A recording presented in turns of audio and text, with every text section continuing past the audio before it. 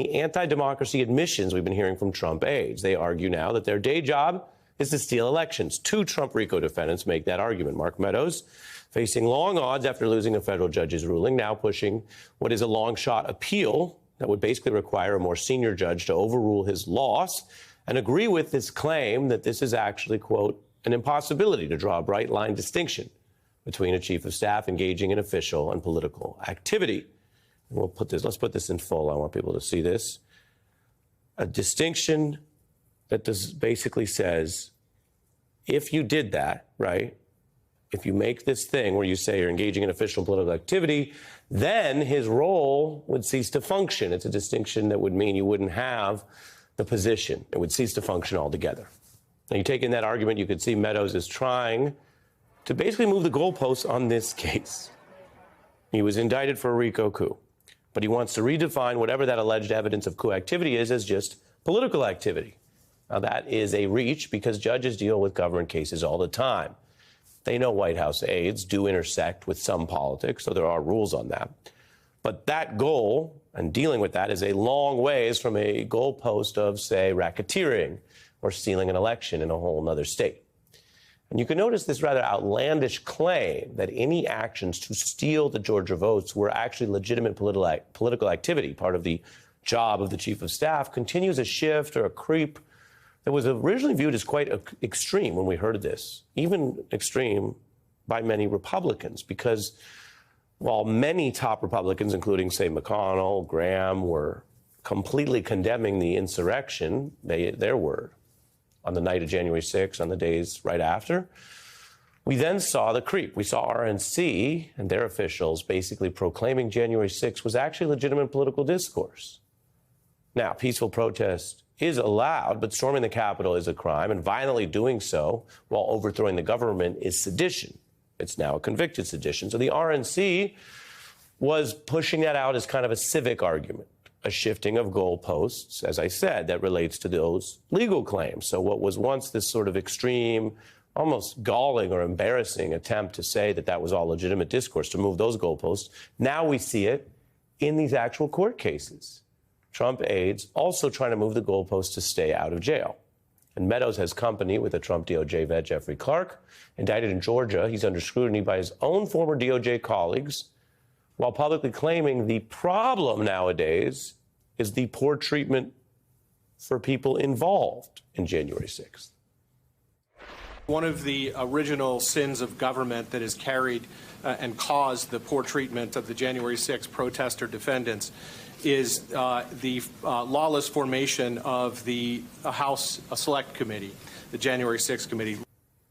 Well, Clark has begun voicing these concerns about treatment after he was searched himself. That's the footage of that. Then he got indicted. He's echoing what Meadows had said by arguing whatever he did was ratified by Trump as part of the job responsibilities for Clark, which, quote, included election-related issues. That's how he puts it.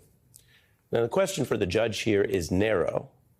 If Clark actions related to things that he wrote and did inside DOJ, that is somehow central and that it's debatable what he did, then should that be better handled by a federal court? Are those alleged activities, like this infamous letter he tried to use to abuse power and pressure Georgia, would that somehow be more blurred with his actual, say, non-coup job activities than the same claim for Mr. Meadows, who, of course, lost? That's the legal question. The broader issue is what we're seeing in this combination here. As I mentioned, a goalpost, a very understandable thing, kind of well-worn political cliche, but underneath that is this deeper question of how we went from Mitch McConnell decrying an insurrection and the whole Republican Party initially claiming, outside of a few MAGA hardcores, that this was a bad thing, to now both in public life, the RNC, and in these new filings in court, very serious people who are currently part of the effort to regain power for Trump and their colleagues, quite literally saying out loud or even under oath, this is all just part of their jobs. This is part of running the federal government. This is part of what they call legitimate political activities, be that by the citizenry discourse or by the government officials. Is there something wrong with this picture? And sometimes we ask the big questions around here, and other times we ask questions that you can't even believe we're asking is trying to get a sovereign state election and its officials to steal or overthrow the vote. Is that part of job duties at DOJ? Well, we turn to someone who knows something about this, both from working at DOJ and arguing a lot of court cases, former acting Solicitor General Neil Katyal. Welcome back. I put that question to you. Yeah, there's no world in which overthrowing an election, Ari, is part of your job duties. Look, I worked at the Justice Department twice. Everyone at the Justice Department knows there's a strict prohibition against employees engaging in political activity as part of their job. So leave aside the engage in coup. Just, the claim that Meadows made today is, well, there's no way to have a line between politics and the regular work of a government official. And that's just totally wrong. There is no Donald Trump exception to the Hatch Act, which is the act that forbids political activity by people at the Justice Department. And with respect to Meadows, I think the most important thing, this is why he lost his removal motion. The judge in a 49-page opinion said the Constitution cuts out the executive branch from one thing, which is presidential elections, for the most important of reasons. Otherwise, you'd use your power as an incumbent to install yourself and keep yourself in power. That's why the founders did it. That's, of course, exactly what Donald Trump tried to do with Meadows, with Clark, and the like. And to me, the most significant point of all these court actions on removals over the last 48 hours is you're seeing, Ari, the conflict between Trump and his aides like Meadows and Clark. Like Clark is basically saying in his filing, Trump told me to do this. And he's blaming Trump. And these kinds of conflicts are only going to increase over time. Do you think that there is a kind of the larger creep I mentioned, that things that, again, very recently, even after 4 years of Trump, were seen as extreme or out of bounds, are being laundered? And is that, A, a concern for us as a society, and B, could that affect how these cases are litigated? It's 100% a concern for society. I mean, they're trying to normalize something that I would have just thought was the most obvious thing for all Americans, that if you lose an election, you lost the election. You don't go and try and call out people for violence, and you don't try and justify it afterwards the way, Jeffrey Clark did in that testimony. He said, when he said, well, the real problem here is the lawless action of the January 6th committee. I mean, look, I'll grant you, Jeff Clark knows lawless.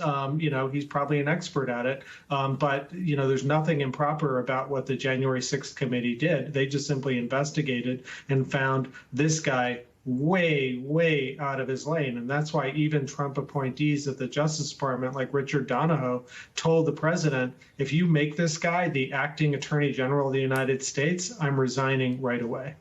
So on the DOJ portion, a place where, again, as I mentioned, you worked, does he have any better claim than Meadows? And is there any downside or concern if, as he and his lawyer claim, Clark, that, gosh, well, any lawyer ever at the DOJ writing something now has to worry that not only could they get in trouble, but they could get in trouble outside of the federal courts? I mean, look, if you're a Justice Department lawyer, Ari, and you write a memo to launch a coup and justify it, yeah, you got something to worry about. I certainly don't think any of the 85,000 or whatever women and men at the Justice Department are doing those kinds of things. So I think they're absolutely fine. They have been fine over time. There's a way in which Clark's claim is better than Meadows and a claim in which it's worse. The way in which it's better is that he's not working in the executive branch directly at the White House. He's working outside of it at the Justice Department.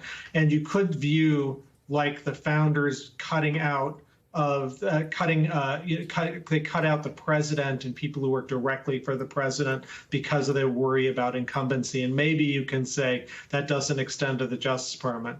But the Justice Department, of which Jeffrey Clark was a part, has a very strict prohibition against political activity for the most obvious of reasons. And that's what this guy was doing. Either way, there's no, viable, strong argument for this case to be in federal court, which is why Meadows lost, which is why Jeff Clark will lose almost certainly.